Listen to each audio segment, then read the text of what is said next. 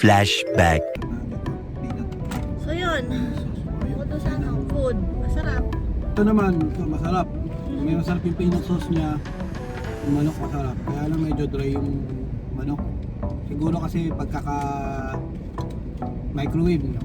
Microwave, di ba? Yun. Sa pagkaka-microwave, pag yung mga gantong manok talaga, pag microwave mo, nawawala yung juiciness niya. End of flashback. Ito dry. Kahit dark meat siya, dry. Kami sa ito. Eh, siguro may sauce. Ano pa? Ano yan? Wala. So yun, meron pa tayong chichirya. Wow. Alam niya naman kung anong lasa nito. Diba? So mamaya na lang natin siguro banana na lang. Masaya mag-freelance kasi hawak yung phone.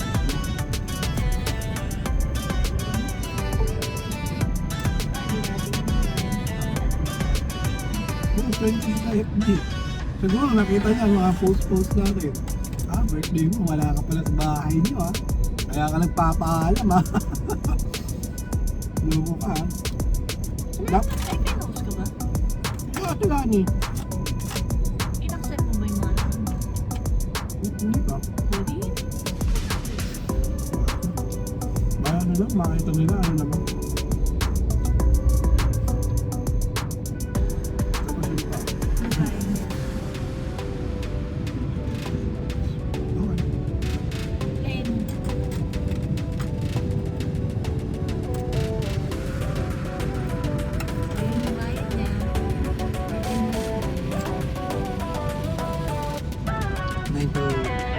pa.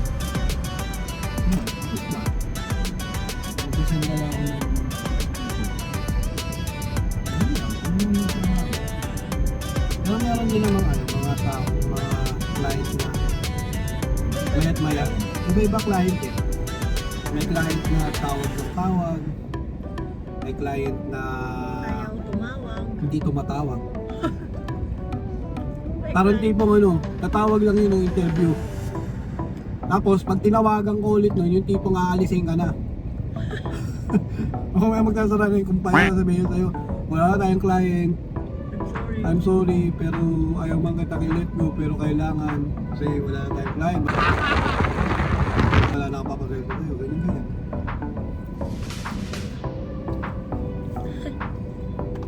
Meron namang client na maya-maya, natawag, gusto. Kala mo, lalo yung mga owner ng mga something, tapos nakapagawa sila ng website. Pero tingin ko pagka mga VA, mga virtual assistant, mga virtual secretary, yun talagang natawag sila kasi kailangan mong i-report yung meeting, ganyan, tapos yung schedules nila, papaalala mo sa kanila. Depende sa trabaho mo. Maraming tao po. Kasi yung mga call center na home base saka freelance, ganun din sila, tao rin na tao, siyempre call center. Kung gaya namin yung mga developer, mobile app or website or web app developer, kadalasan hindi naman natawag, minsan-minsan lang, depende sa instruction ng client. Mga VA, alam ko nga, karaniwan namin may call. Everyday hindi mawawala. Lagi sila may conference.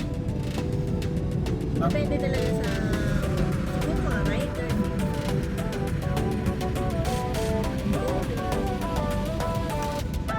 Tapos, Sa trabaho. depende sa job description. Tapos matatanong mo, ano ba yung mga client na okay po nyo? Sa amin, sa experience namin, okay din yung lahat. Kaya lang, may mga client din talaga na iba yung galing. Depende siguro sa culture. Depende sa culture. Kasi, pag Australian, straight sila magsalita. Sasabihan kanila talaga kung ano yung susunod na sabihin sa'yo. Pero, sa kanila kasi, That's normal. normal yun. Tsaka ang sinasabihan, kunyari, sinabihan kanila na, you're bullshit. Yung hindi ikaw yun, yung sinasabihan nila ng bullshit, hindi ikaw bilang tao.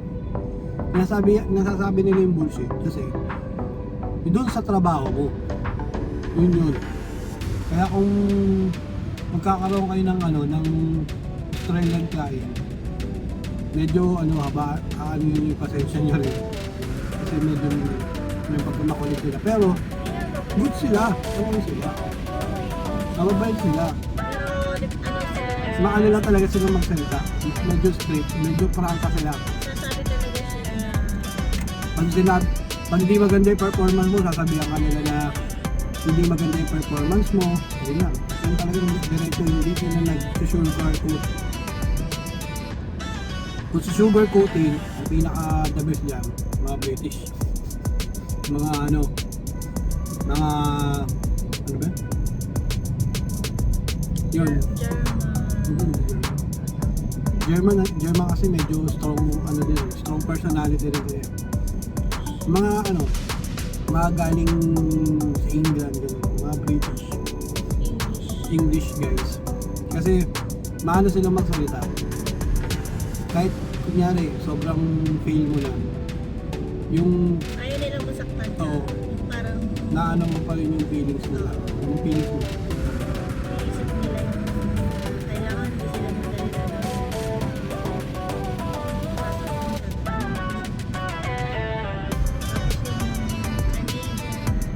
Canadian. Tambay din yun ito.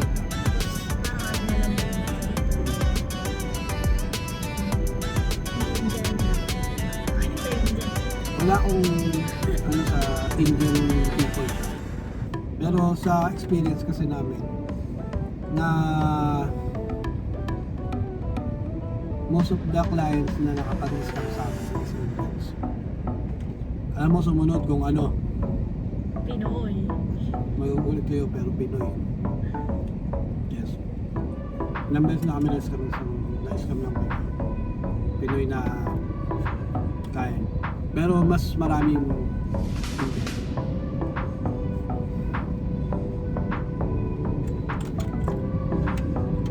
Pero syempre, kung may client ka,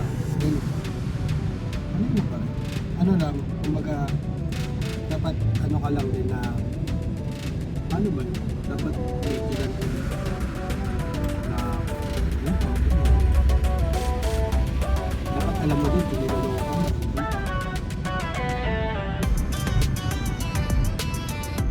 Naman nyo rin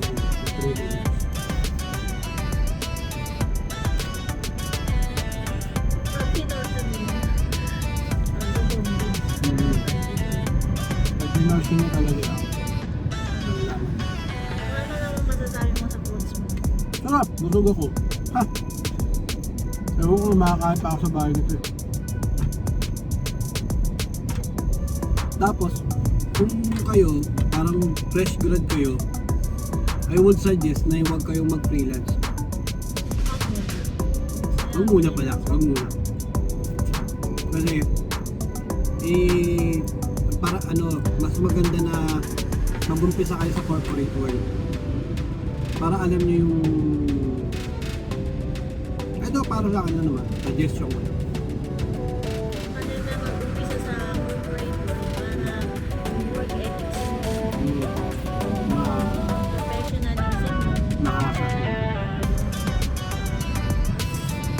Kasi pag nag-umpisa ka sa corporate world, yun yung makakasa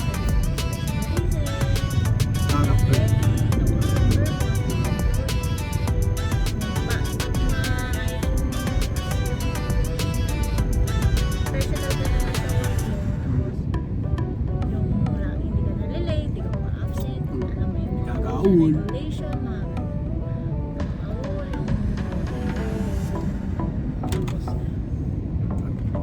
okay ka naman sa company, then siguro pwede kang pwede ka nang freelance, mas okay. Kasi Tsaka mag-gain ka rin ng experience. Importante yun. Mas maganda kasi yung ganun kasi naano rin yung mga client kapag yung freelance ka tapos lagi kang late, lagi kang absent. Alam mo, ang logic naman kasi, nasa bahay ka na, nalilate ka pa rin. Ano, traffic? Mga ganong issue, syempre sa corporate world dahil sa handle. So dapat mag-a-adjust ka rin. Before 9,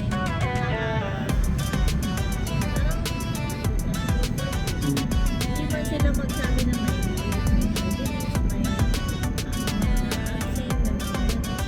may nakikita din ng client ko. Tapos, maganda yung performance mo, mas pinavalue ka nila.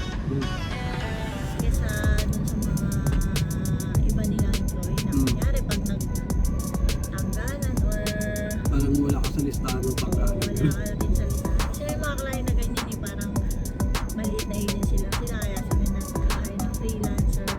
Tapos yung mga apat sila employee or 6 tapos kapag uwi na yung kita nila nagtatanggal sila ng mga tatlo ganyan. Yung mga nalita ka tatlo. Dalawa ganun. So at least dahil sa work ethics mo sa professionalism mo okay na magbigay ng deadline ng mga project mo on time. Mas pipiliin ka nila mag-success. Saan meron pa mga client na wala nag-resign ka.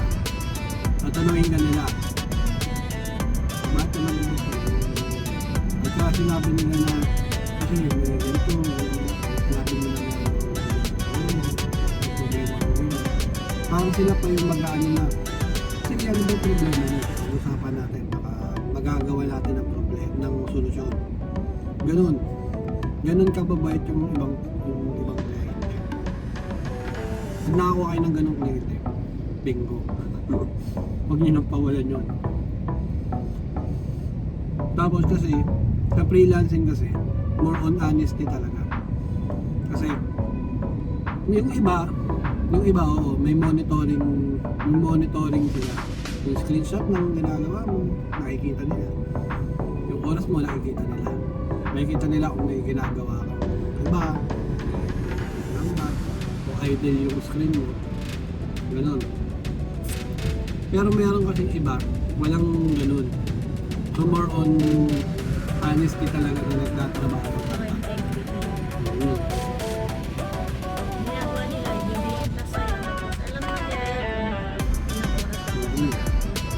Pero hindi ka nila pero hindi ka nila papansin mo kasi bibigay ka sa'yo tapos parang gawin mo tapos mag-report ka alam nila syempre mga ilang mga ilang employee na yung lumanin din sa kanila bago yun so alam na nila alam nila yung mga so yun basta naman ang atin so masarap siya, masarap yung food. Mabalik tayo sa food, no? Kasi mukbang to. mukbang with freelancing 101 At least ang ganda ng video natin, informative naman. So ito, masarap yung actually ito, ina-enjoy ko siya, yung chicken barbecue femi. Yung tocino tama sa Mami B, pwede na pang pamatid dito. Pagka talagang sobrang ano na, tumanda. Magkakaroon na ng dilubyo. Pwede na yun. Tapos, ano ba? Yung clubhouse, okay, masarap din. Actually, lahat masarap eh. Yung hotdog, hindi ko natikman. Pero masarap yun, natikman ko na yun. Kaya okay lang sa akin. Kasi pag nasa 7-Eleven, yun lagi binibili mo. It's either yun or Shopao. So yun guys, no? Please like, comment, subscribe, and hit the bell icons for binibigay ko siya. So yun, like nyo lang, tapos yung bell icon, comment. Basta kung ano gusto nyong comment, mag-bash din nyo kung gusto nyo. Wag naman. Okay lang yun. Pero Bash, okay lang yun. Sige, go. kung may gusto kayong i-correct sa amin, okay lang. Walang